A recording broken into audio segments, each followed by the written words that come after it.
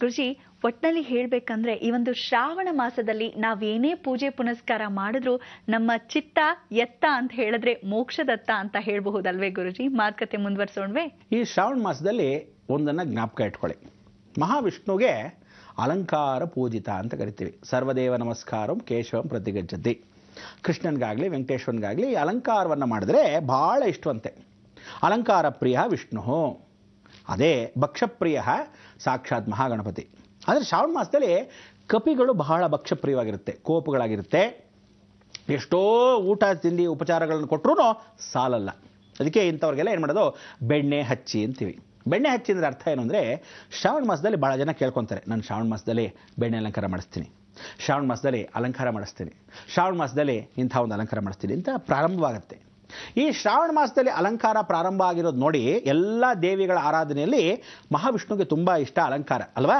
ಆಗ ದೇವಿ ಹೇಳ್ತಾಳಂತೆ, ಅಣ್ಣ ನಿನಗೆ ಎಷ್ಟು ಇಷ್ಟವೋ ನವರಾತ್ರಿಯಲ್ಲಿ ನನಗೆ ಅಷ್ಟು ಇಷ್ಟ. ಅದಕ್ಕೆ 9 ಅವತಾರಗಳಲ್ಲಿ 9 ಅಲಂಕಾರಗಳನ್ನು 9 ರಾತ್ರಿಗಳ ಕಾಲ ಕಳೆಯತಕ್ಕಂಥದ್ದು ಆ ಜಗನ್ಮಾತೆ ಚಾಮುಂಡೇಶ್ವರಿ ಸ್ವರೂಪದಲ್ಲಿ ಮಹಿಷಾಸುರ ಮರ್ದನ ಆದ ಮೇಲೆ. ಅದೇ ದುರ್ಗೆ ಇವನ ತಂಗಿ ಅಲ್ವೇ? ಅದಕ್ಕೆ ಇವರ ವಂಶದಲ್ಲಿ ಅಲಂಕಾರ ಬಹಳ ವಿಶೇಷ.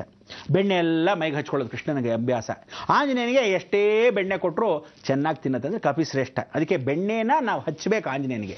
ಅದಕ್ಕೆ ಇವತ್ತು ಅಲ್ಲ ಎಂದೆಂದೂ ಮಹಾಲಕ್ಷ್ಮಿ ಲೇಔಟ್ ಆಂಜನೇಯನ ದೇವಸ್ಥಾನದಲ್ಲಿ ಬೆಣ್ಣೆ ಅಲಂಕಾರ ಮಾಡ್ತಕ್ಕಂಥ ಒಂದು ಪದ್ಧತಿಯನ್ನು ಇಟ್ಕೊಂಡ್ರು. ಇದೇ ರೀತಿ ದೊಡ್ಡ ದೊಡ್ಡ ಯಾವ ಗಾತ್ರವಾಗಿರ್ತಕ್ಕಂಥ ದೇವಸ್ಥಾನಗಳಿದೆಯೋ ಅಲ್ಲೆಲ್ಲ ಬೆಣ್ಣೆ ಅಲಂಕಾರವನ್ನು ಮಾಡ್ತಾರೆ. ಈ ಸಮಯದಲ್ಲಿ ನೀವು ಹರಕೆಯನ್ನು ಯಾರಾದರೂ ಹೊತ್ಕೋಬೇಕಾದ್ರೆ, ನಾನು ನನ್ನ ಕಾರ್ಯವನ್ನು ಮಾಡಿಕೊಟ್ರೆ, ನಾನು ನನ್ನ ಕಾರ್ಯಗಳಲ್ಲಿ ಇರತಕ್ಕಂಥ ಯಾವುದೇ ಅಡಚಣೆಗಳು ಅಂದರೆ ನಮ್ಮಲ್ಲಿ ಕೋರ್ಟು ಕೇಸು ಕಚೇರಿ ಏನೇನೋ ಇರುತ್ತೆ, ಇದನ್ನೆಲ್ಲ ಪರಿವರ್ತನೆ ಮಾಡಬೇಕಾದ್ರೆ, ನಮ್ಮಲ್ಲಿ ಭೂಮಿಗಳು ಬರಬೇಕಾಗಿದೆ, ಯಾರೋ ಸೈನ್ ಹಾಕಬೇಕು ಸೈನ್ ಹಾಕ್ತಾ ಇಲ್ಲ, ಬೇಕು ಅಂತ ಕೊಡ್ತಕ್ಕಂಥದ್ದು ಕೊಡ್ತಾ ಇಲ್ಲ, ಈ ಥರದ್ದೆಲ್ಲ ಇದ್ದ ಪಕ್ಷದಲ್ಲಿ ಅದನ್ನೆಲ್ಲ ಪರಿಗಣಿಸ್ತಕ್ಕಂಥದ್ದು, ಪರಿಶೋಧನೆ ಮಾಡ್ತಕ್ಕಂಥದ್ದು. ಭಗವಂತ ನೀನೇ ಪರಿಶೋಧನೆ ಮಾಡ್ತಾ ಇದ್ರೆ ಹೇಗಪ್ಪ ನಮಗೆ ಮುಕ್ತಿಯನ್ನು ಪ್ರಸಾದಿಸು ಅಂದಾಗ ಆ ಹರಕೆಯನ್ನು ಹೊತ್ಕೋಬೇಕಾದ್ರೆ, ನಿಮಗೆ ಫಲವನ್ನು ಕೊಡಬೇಕಾದ್ರೆ ಈ ಒಂದು ಮಾಸದಲ್ಲಿ ಅಲಂಕಾರ ಸೇವೆಯನ್ನು ಯಾರು ಬೇಕಾದರೂ ಎಲ್ಲಿ ಬೇಕಾದರೂ ಯಾವ ದೇವರಿಗೆ ಬೇಕಾದರೂ ಹೊತ್ಕೋಬೋದು. ಅಮ್ಮನವರಿಗೆ ಅರಿಶಿಣ ಕುಂಕುಮ ಅಲಂಕಾರ ಶ್ರಾವಣ ಮಾಸದಲ್ಲಿ ಭಾಳ ವಿಶೇಷ. ವೆಂಕಟೇಶ್ವರನಿಗೆ ಅಲಂಕಾರ, ಹೂವಿನ ಅಲಂಕಾರ, ತಾಂಬೂಲ ಸೇವೆ. ಆಂಜನೇಯನಿಗೆ ವಿಳೆದೆಲೆ ಅಲಂಕಾರ ಭಾಳ ಸಂತೋಷವಾಗುತ್ತೆ. ಅದಕ್ಕಿಂತ ಬೆಣ್ಣೆ ಅಲಂಕಾರ. ಯಾಕೆಂದರೆ ಶ್ರಾವಣ ಮಾಸದಲ್ಲಿ ಕೆಲವರೆಲ್ಲ ಏನು ಹೇಳ್ತೀವಿ ಅಂದರೆ, ನಾವು ಗೂಢಾನ್ನ ಕೊಟ್ಟಾಗ ಸ್ವಲ್ಪ ಮಟ್ಟಿಗೆ ಆತ್ಮಸಂತೃಪ್ತಿ, ಅದು ಬೆಣ್ಣೆನೇ ಹಚ್ಚಿಬಿಟ್ರೆ, ರಾಮ ಸೀತಾ ಲಕ್ಷ್ಮಣ ಆಂಜನೇಯನ ತೋರಿಸಿರ್ತಕ್ಕಂಥ ಅವನಿಗೆ ಹಬ್ಬ ಬೆಣ್ಣೆ ಹಚ್ಚಿದಾಗ ತಂಪಾಗಿದೆ ಅಂತ ಹೇಳ್ತಾನೆ ಆಂಜನೇಯ. ಅಂಥ ಒಂದು ವಾತಾವರಣ ನಾವು ಕಲ್ಪಿಸಬೇಕು ಅನ್ನೋದಕ್ಕೆ ವಿಶೇಷವಾಗಿ ಹೇಳಿರ್ತಕ್ಕಂಥ ವಿಚಾರ. ಅದರಲ್ಲಿ ಶ್ರೀಕೃಷ್ಣ ಪರಮಾತ್ಮನಿಗಂತೂ ಅಲಂಕಾರವೋ ಅಲಂಕಾರ. ಏನು ಮಾಡ್ತಾರೆ ಅಲಂಕಾರ? ಕೃಷ್ಣನಿಗೆ ನವಿಲ್ಗೆರೆ ಅಲಂಕಾರ. ಇದನ್ನು ಭಾಳ ಚೆನ್ನಾಗಿ ನವಿಲುಗಳನ್ನೆಲ್ಲ ಕರ್ಕೊಂಬರ್ತಾರೆ. ಬೇರೆ ಬೇರೆ ಬೇರೆ ಬೇರೆ ಊರಿಂದ ಕರ್ಕೊಂಬರ್ತಾರೆ. ಇವತ್ತಿಗೂ ದ್ವಾರಕಾಪುರಿಯಲ್ಲಿ ನೀವು ನೋಡ್ಬೋದು, ಪೂರಿ ಜಗನ್ನಾಥ ದೇವಸ್ಥಾನ ದ್ವಾರಕಾ ಅಂದರೆ ಪೂರಿಯಲ್ಲಿ, ಅದೇ ರೀತಿಯಾಗಿ ದ್ವಾರಕಾ ಇದೇ ಅನುಗ್ರಹದ ಕೃಷ್ಣ ಪರಮಾತ್ಮದಲ್ಲೂ ಎರಡೂ ಕ್ಷೇತ್ರದಲ್ಲೂ ನವಿಲುಗೆರೆನ ಭಾಳ ಚೆನ್ನಾಗಿ, ಅದಕ್ಕೆ ದ್ವಾರಕಾಪುರಿ ಅಂತ ಕರಿತೀವಿ. ದ್ವಾರಕಾಪುರಿಯಲ್ಲಿ 2 ಪೀಠಗಳು ಬಹಳ ದೊಡ್ಡ ಪೀಠಗಳು, ಶಂಕರಾಚಾರ್ಯರು ಪ್ರತಿಷ್ಠಾಪನೆ ಮಾಡಿರ್ತಕ್ಕಂಥ ದೊಡ್ಡ ಪೀಠಗಳಲ್ಲಿ ಉತ್ತರ ಭಾರತದಲ್ಲಿರ್ತಕ್ಕಂಥ ಚತುರ್ನಾಮನಾಯ ಪೀಠದಲ್ಲಿ ಅದೆರಡು ಒಂದು. ಈ ಪೀಠಗಳಲ್ಲಿ ಏನು ವಿಶೇಷ ಅಂದರೆ, ಅಲ್ಲಿ ಯಾರು ಕೃಷ್ಣನಿಗೆ ನವಿಲುಗೆರೆಯನ್ನು ಅರ್ಪಿಸ್ತಾರೋ ಕೃಷ್ಣ ಪರಮಾತ್ಮ ಅಂದರೆ ನಮ್ಮ ಕಷ್ಟಗಳನ್ನು ದೂರ ಮಾಡ್ತಾನೆ. ಕೃಷ್ಣ ಪರಮಾತ್ಮ ಇದೇ ಶ್ರಾವಣ ಮಾಸದಲ್ಲಿ ವಿಶೇಷವಾಗಿ ಮಹಾಭಾರತದ ಯುದ್ಧ ಕೂಡ ಮುಗಿಸಿರ್ತಾನಂತೆ.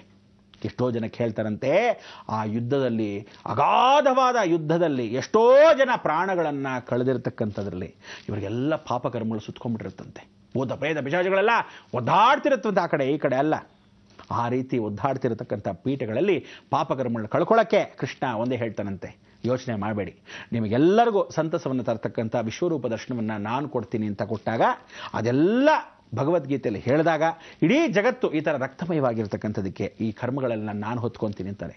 ಅದಕ್ಕೆ ಏನನ್ನ ನಮ್ಮ ಕರ್ಮಗಳನ್ನು ಕಳ್ಕೊತೀವಿ ಅದನ್ನೆಲ್ಲ ಭಗವಂತ ಹೊತ್ಕೊತಾನೆ ಈ ಒಂದು ಶ್ರಾವಣ ಮಾಸದಲ್ಲಿ. ಅದಕ್ಕೆ ಈ ಭೂಮಿಯಿಂದ ನಾವು ಸಂಕಷ್ಟಹರ ಚತುರ್ದಶಿ ಏನು ಮಾಡ್ತೀವಿ, ಸಂಕಷ್ಟಗಳು ಓಡಿಸ್ತಾನೆ ಅಂತ ಹೇಳಿ ಆ ಚತುರ್ದಶಿಯನ್ನು ಮಾಡ್ಕೊತೀವಿ, ಚೌತಿಯಂದು. ಅದೇ ರೀತಿಯಾಗಿ ಕೃಷ್ಣ ಪರಮಾತ್ಮ ಈ ಶ್ರಾವಣ ಮಾಸದಲ್ಲಿ ನಮ್ಮ ಸಂಕಷ್ಟಗಳನ್ನ ತಗೊಂಡು ಹೋಗ್ತಾನಂತೆ. ಶ್ರಾವಣ ಮಾಸ ಶ್ರೇಷ್ಠವಾಗಿರ್ತಕ್ಕಂಥ ವಿಚಾರ. ಅವನು ಮತ್ತೆ ವೈಕುಂಠಕ್ಕೆ ತೆರಳದ ಸಮಯದಲ್ಲಿ ಈ ಒಂದು ಶ್ರಾವಣ ಮಾಸದಲ್ಲಿ ಬಹಳ ವಿಶೇಷ. ದುರ್ಗಾ ಬಂದು ಅನುಗ್ರಹಪೂರ್ವಕವಾಗಿ ಸಿದ್ಧಿಯನ್ನು ಪಡಿತಾಳೆ.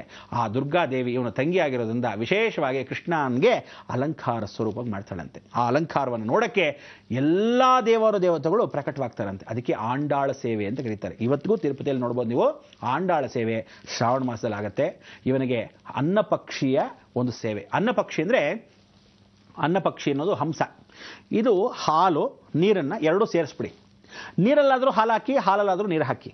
ಆದರೆ ಅದು ಕುಡಿಯೋದು ಬರೀ ಹಾಲನ್ನು, ನೀರಂಶನೇ ಬಿಟ್ಬಿಡುತ್ತೆ, ನೀರು ಪದಾರ್ಥನೇ ಇರಲ್ಲ. ಎಷ್ಟು ಚೆನ್ನಾಗಿರುತ್ತೆ ಅಂದರೆ ಅಷ್ಟು ಚೆನ್ನಾಗಿ. ಅದಕ್ಕೆ ಅನ್ನ ಪಕ್ಷಿ ಅಂತ ಕರೀತಾರೆ. ಈ ಅನ್ನ ಪಕ್ಷಿ ಬಹಳ ವಿಶೇಷವಾಗಿರ್ತಕ್ಕಂಥದ್ದು. ಅಂದರೆ ಜಗತ್ತಲ್ಲಿ ಯಾವುದು ಒಳ್ಳೆಯದು ಯಾವುದು ಕೆಟ್ಟದು ಅಂತ ನನಗೆ ಗೊತ್ತು. ಎಲ್ಲವೂ ಕೊಟ್ಟಿದ್ದೀನಿ, ದಾರಿ ಈ ಕಡೆನೂ ಕೊಟ್ಟಿದ್ದೀನಿ, ಆ ಕಡೆನೂ ಕೊಟ್ಟಿದ್ದೀನಿ. ಒಳ್ಳೆ ದಾರಿ ಆರಿಸ್ಕೋಬೇಕಾದ್ರು ನೀವುಗಳು ಅಂತೇಳಿ ಅನ್ನ ಪಕ್ಷಿ ಆರಿಸ್ಕೊಳ್ಳುತ್ತೆ. ಅದಕ್ಕೋಸ್ಕರ ಕೃಷ್ಣ ಪರಮಾತ್ಮನ ಇವತ್ತು ಆಂಡಾಳ ಅವತಾರದಲ್ಲಿ ನೋಡಿಕೊಂಡು ಆಂಡಾಳ ದೇವಿ ಸೇವೆ ಮಾಡಿರ್ತಕ್ಕಂಥ ವಿಚಾರದಲ್ಲಿ ಈ ಶ್ರಾವಣ ಮಾಸದಲ್ಲಿ ನಮ್ಮ ಕರ್ಮಗಳನ್ನು ಕಳ್ಕೊಳ್ಳೋಕ್ಕೆ ಆ ದುರ್ಗಾದೇವಿನ ಸ್ವತಃ ಬಂದು ಅಣ್ಣನಿಗೆ ಅಲಂಕಾರ ಮಾಡಿ ಜಗತ್ತಿಗೆ ತೋರಿಸ್ತಾಳಂತೆ. ಕೃಷ್ಣ ಪರಮಾತ್ಮ ಈ ರೀತಿ ಇದ್ದಾನೆ, ಯೋಚನೆ ಮಾಡಬೇಡಿ. ಎಂಥ ರಕ್ತಪಾತವಾದರೂ ಕರ್ಮಗಳನ್ನು ಅವನು ತೊಗೊಂಡು ಹೋಗ್ತಾನೆ.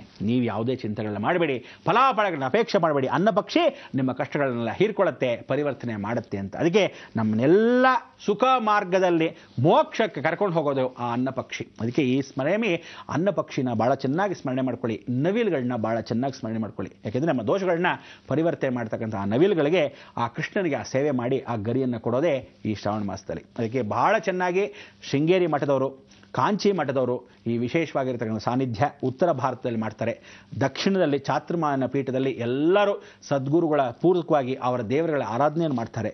ಭಿಕ್ಷೆಯನ್ನು ಬೇಡಿ ನಾವು ಸಾಧಿಸ್ಕೊಂಡು 2ನೇ ಮಾಸದಲ್ಲಿ ಹೋಗಿ ಕೃಷ್ಣನ ಅಥವಾ ಮಹಾವಿಷ್ಣುವಿನ ದರ್ಶನ ಎಲ್ಲಾದರೂ ಗುಪ್ತವಾಗಿ ಕೂತಿದ್ದಾನೆ ಅಂತ ಸ್ಮರಣೆ ಮಾಡಿಕೊಂಡು ಜೀವನದ ಹಾದಿಯಲ್ಲಿ ಶ್ರಾವಣ ಮಾಸದಕ್ಕೆ ಆಂಜನೇಯನಿಗೆ ತಿನಿಸು ತಿಂಡಿಗಳನ್ನು ಕೊಟ್ಟು ನಮ್ಮ ರಕ್ಷಣೆಯನ್ನು ನಾವು ಮಾಡ್ಕೊಳ್ಳೋಕ್ಕೆ, ಕರ್ಮಗಳು ಕಳ್ಕೊಂಡ್ರೆ ಶನೇಶ್ವರನ ದೂರ ನಿಂತ್ಕೊಂಡು ಅಂತ ಮುಗುಳ್ನಗೆ ಮುಖಾಂತರವಾಗಿ ಆಶೀರ್ವಾದನೂ ಕೂಡ ಮಾಡ್ತಾನೆ. ಅದಕ್ಕೆ ಇಂಥ ಒಂದು ಆಶೀರ್ವಾದ ನಿಮ್ಮೆಲ್ಲರಿಗೂ ಶ್ರಾವಣ ಮಾಸದಲ್ಲಿ ಆಗಲಿ.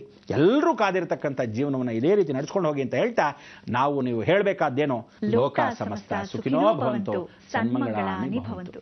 ಇದು ಕೊನೆಯ ಶ್ರಾವಣ ಶನಿವಾರ, ಹಾಗಾಗಿ ಗುರೂಜಿಯವರು ತಿಳಿಸ್ಕೊಟ್ಟಿದ್ದಾರೆ ವಿಧಿವತ್ತಾಗಿ ಹೇಗೆ ಆಚರಿಸಬೇಕು, ಭಗವಂತನ ಕೃಪೆಗೆ ಪಾತ್ರರಾಗಬೇಕು ಅಂತೆಲ್ಲ. ನಮ್ಮ ಈ ಕಾರ್ಯಕ್ರಮವನ್ನ ಇಲ್ಲಿಗೆ ಮುಕ್ತಾಯಗೊಳಿಸ್ತಾ ಇದ್ದೀವಿ. ಮತ್ತೆ ಭೇಟಿಯಾಗೋಣ ಅಂತ ಹೇಳ್ತಾ ಹೋಗ್ಬರೋದಾ? ನಮಸ್ಕಾರ.